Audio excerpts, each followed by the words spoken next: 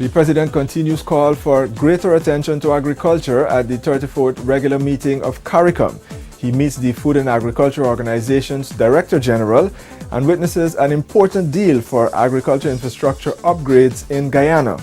These and other stories in this week's edition of The Diary, the Government Information Agency program that provides a recap of the highlights of the country's president for the week July 6 to 12. Now for the details. The focus on agriculture and regional food security continued as President Ramotara joined his colleague heads of state in CARICOM at the recently concluded 34th regular meeting in Trinidad and Tobago. On the sidelines of the recent 34th regular meeting of CARICOM, the Guyanese head of state and finance minister Dr. Ashni Singh met with Director General of the Food and Agriculture Organization FAO, Jose Garziano de Silva. De Silva had on June 16 presented the Food and Agriculture Organization Award Certificate to Prime Minister Samuel Hinds for Guyana's attainment of the targets set by both the Millennium Development Goal No. 1 and the goal set by the 1996 World Food Summit for halving the absolute number of hungry people by 2015. De Silva, in his remarks, stated that the Republic of Guyana achieved by year-end of 2012, 3 years in advance, the target set by the 1996 World Food Summit to reduce by 2015 at least half the number of people in the country suffering from undernourishment. Guyana was among 18 countries recognized at a special high-level ceremony at the headquarters of the Food and Agriculture Organization of the United Nations to be awarded. Credit went to farmers and the priority attention that has over the years been given to the agriculture sector, which contributes 30% to the country's gross domestic product. Graziano de Silva of Brazil was elected Director General of the FAO by the organization's Conference of Member Nations on the 26th of June 2011. His term runs from the 1st of January 2012 to the 31st of July 2015. In 2001, he led the team that designated Brazil's Zero Hunger program. In 2003, he was tasked with its implementation by President Luiz Inácio Lula da Silva, who named him Special Minister of Food Security and the Fight Against Hunger. He has worked on issues of food security, rural development, and agriculture for over 30 years. Holding the responsibility for agriculture in CARICOM, the head of state addressed the issue of political will and the task of all stakeholders, including the private sector, in the promotion of agriculture. There is still concern about the estimated regional food import bill of between $3 billion and $5 billion and the potential and entrepreneurial skills required to achieve food security in the Caribbean region. As President Donald Ramotara addressed a University of the West Indies forum in Trinidad and Tobago on food security, he pointed to some of the bold steps that has to be taken in various areas. There must be political, entrepreneurial, and popular will to achieve food security. In other words, food security as a primary policy objective for the region must be embraced by all stakeholders. There must be a binding political undertaking by decision makers at the highest level, both regionally and within individual national jurisdictions, that regional food security is an objective to be pursued with single-minded zeal. In addition, the region's private sector must also be recruited to the view that food security is good for regional business as an end it is in its own right and for the other indirect economic advantages that it will bring to the region's economy more widely. With recognition as the breadbasket of the Caribbean and home to vast quantities of arable land, the Guyana government has done more than lip service in investing in agriculture. Land, fertilizer and planting materials to farmers, livestock development and improved drainage and irrigation have been among the ongoing features. Small-scale farmers must be supported with extension services, supportive services to access markets, technology, and technological advice, including in more disease-resistant crop and improving productivity. The JAGDIO initiative was adopted as a blueprint by CARICOM heads of government in the face of spiraling food and fuel costs in the region during the 2007-2008 period. President Ramotar pointed to few areas where there is potential for regional integration to be accelerated and for the benefits of regional integration to be demonstrated in agriculture and food production. Guyana has land. We have fresh water. We have large acreage of land waiting to be cultivated. Guyana and so many of our sister Caribbean countries have unutilized and underutilized labor resources, especially if the story of unemployment in the region is to be believed. Trinidad and Tobago and other sister CARICOM states have financial capital to make the large-scale investments required. The Guyanese head of state said appropriate steps must be taken to establish the physical infrastructure that will facilitate private sector investments in agriculture and food production in the region. You are watching The Diary, more still ahead. The 2013 national budget grants exemptions from personal income tax to first-time homeowners, whose taxable income goes towards paying interest on mortgage of up to $30 million from a commercial bank or building society. The 2013 budget will bring substantial relief to property owners. Tens of thousands of low and middle income earners with net property value of below $40 million will no longer be subject to property tax. From 2014, the tax-free threshold for property tax on individuals will change from $7.5 million to $40 million.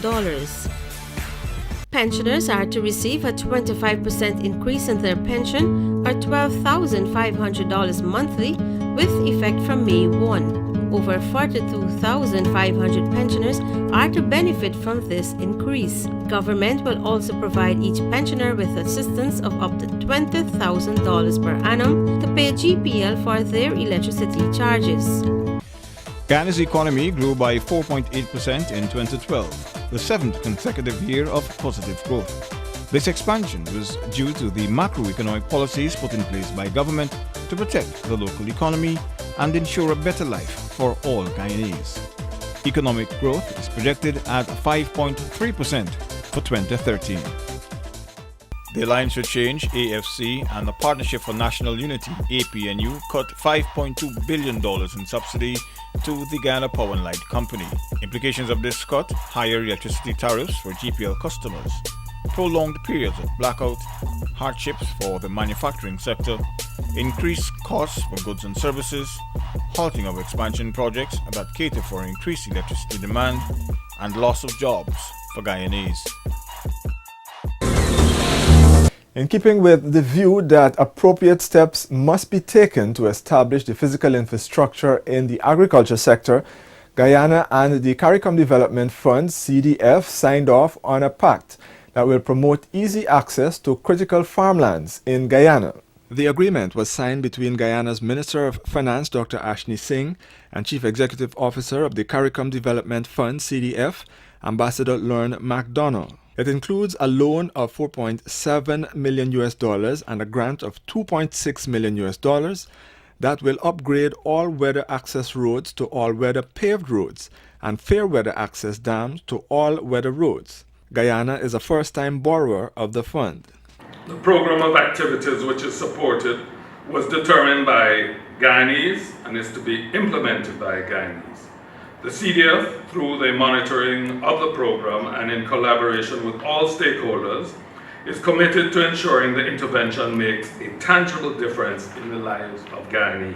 The program will address critical interventions in some of Guyana's major farming communities, the flagship of which is the upgrade of the 14-kilometer Parika to Ruby Back Dam access road to an all-weather asphaltic concrete road. Some 330 farming households will gain access as a result, and the challenges farmers, producers, and buyers face in accessing farmlands during adverse weather will be a thing of the past. What we had lacked for many years were proper infrastructure, which is extremely important.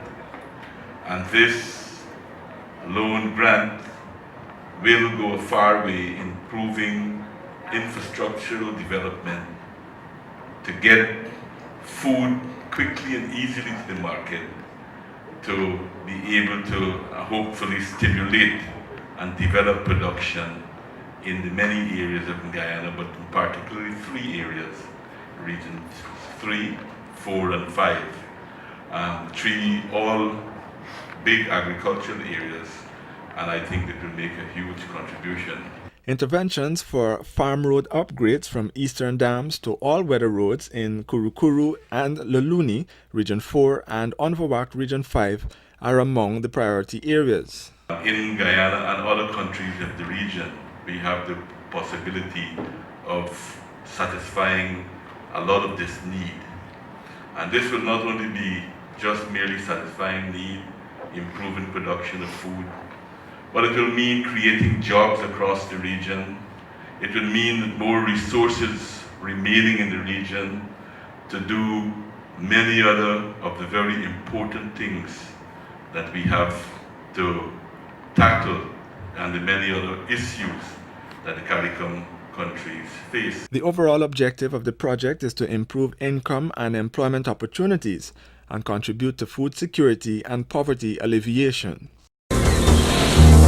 July 4 was, of course, a historic day for the Guyanese head of state and the rest of CARICOM, with the reenactment of the signing of the Treaty of Chaguaramas, that is, the agreement that gave birth to the Caribbean community CARICOM.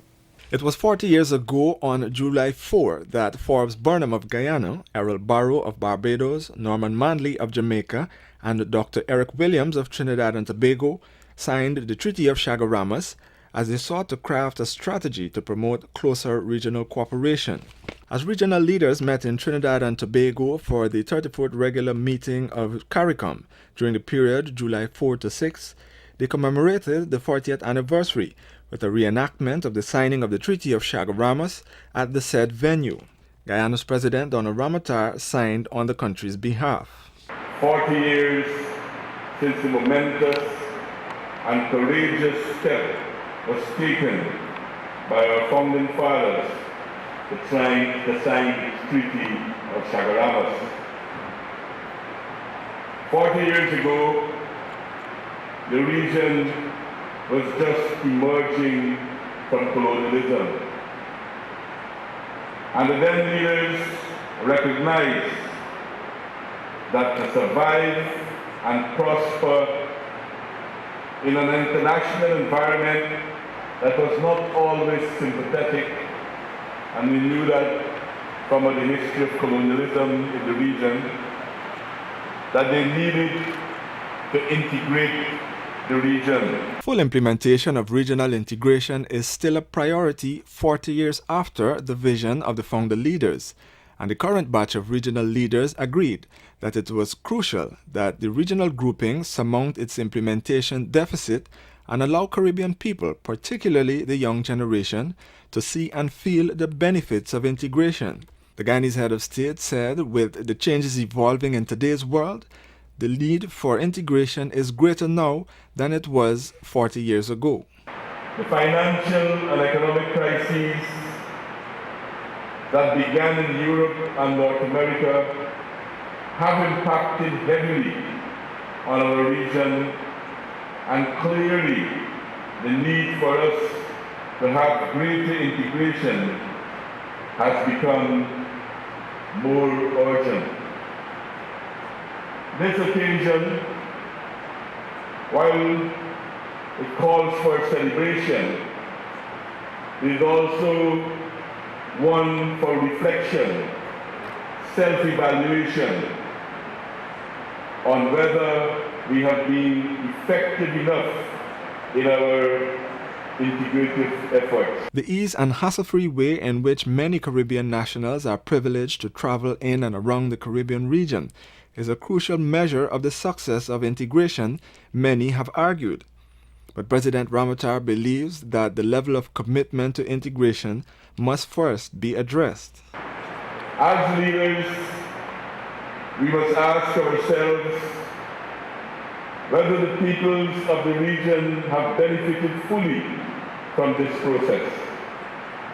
Much talk about the implementation deficit is widely spoken about.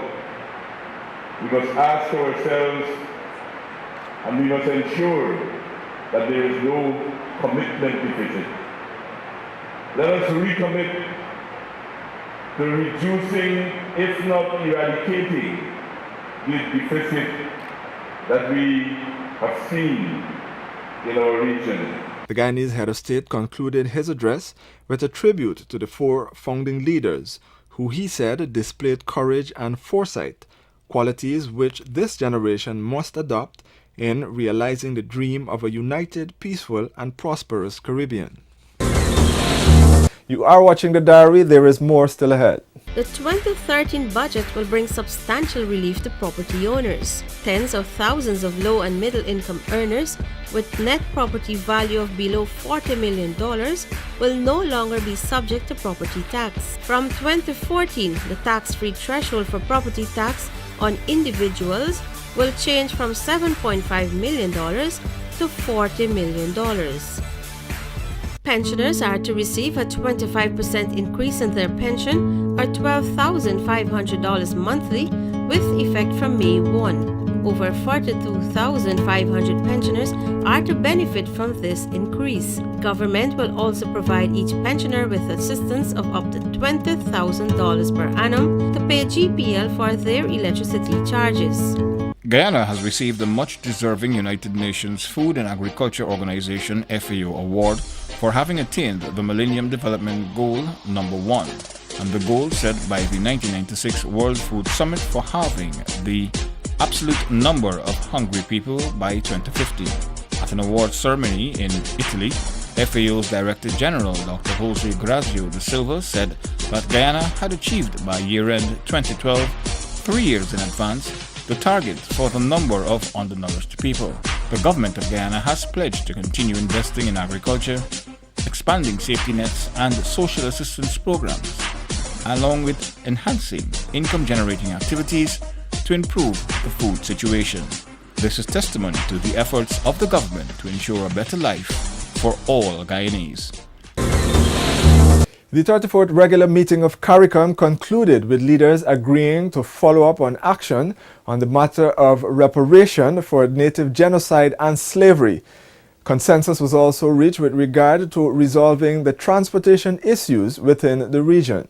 The CARICOM Secretariat, in collaboration with CARICOM Impacts and other relevant agencies, was tasked with coordinating and commencing discussions on the strategy for the reintroduction of the single domestic space. The single domestic space was enforced during Cricket World Cup 2007, allowing people to be able to travel amongst the 9 cricket host countries and Dominica using a single CARICOM visa. Transportation was a main agenda item, with leaders being fully aware of the challenges intra-regional transportation poses.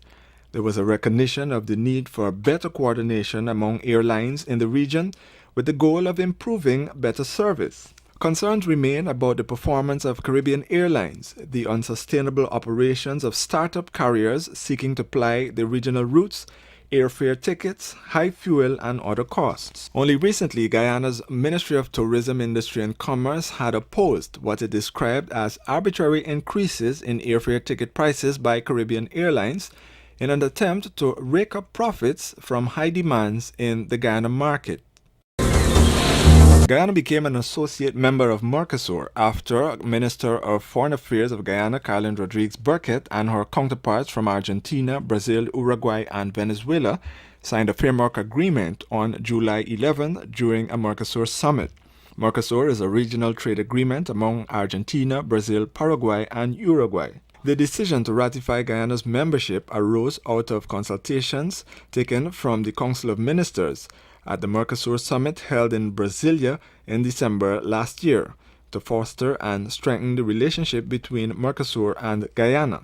I thank you, Mr. President, and other colleague heads for welcoming Guyana's membership to this august body. I also wish to commend our technical officials for who have acted with alacrity to bring us to this point. Today, joining Mercosur as an associate member is another step in that direction. It is my belief that the bridge between the South and the Caribbean is getting stronger as both Guyana and Suriname are members of UNISUR and now members of CARICOM and UNISUR and now members of Mercosur. I would like to underscore that membership by Guyana is not just a mere indication of our interest in trade matters, even though I will be extremely pleased to see an increase in mutually beneficial trade, but a political statement that Guyana, small as we are, recognizes the importance of integration in all its forms for the upliftment of our people. Mr. President, allow me to take this opportunity to express condemnation for the way the aircraft carrying President Evo Morales home was forced to stop in Vienna and searched. This is outrageous, to say the least. It raises also the issue of the erosion of many of the important principles of international relations. Since the terrorist attack on the United States, these principles have been slowly undermined.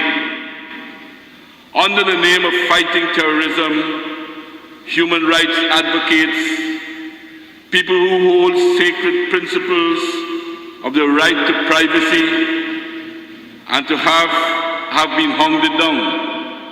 Even the right to self-determination is being threatened. The most recent being Assange and now Snowden. These are ominous signs, and all of us must make our voices heard before it is too late. I wish also to extend our solidarity to President Morales, to the people of Bolivia, and to the people of our continent on this recent attack, and demand an apology from those responsible for this, to say the least. Meanwhile, a meeting on the sidelines of the Mercosur summit between Minister Rodrigues Burkett and Brazil's Minister of External Relations Antonio de Aguirre Patriota focused on the Takatu River Bridge, infrastructure projects to the integration of the two countries, moving forward with the Linden Letham Road, the success of the Guyana-Brazil Working Group on Infrastructure, and hydropower. Well, that's all in this week's edition of the Diary for the period July 6 to 12. The highlights before we go. The President continued the call for greater attention to agriculture. This was at the 34th regular meeting of CARICOM in Trinidad and Tobago recently. He met the Food and Agriculture Organization's Director General and witnessed an important deal for infrastructure upgrades in agriculture in Guyana. Do join us again next week when we bring you more. I am your host, Fabian Kraus. Thank you for joining us. Do have a safe and a pleasant rest of the week.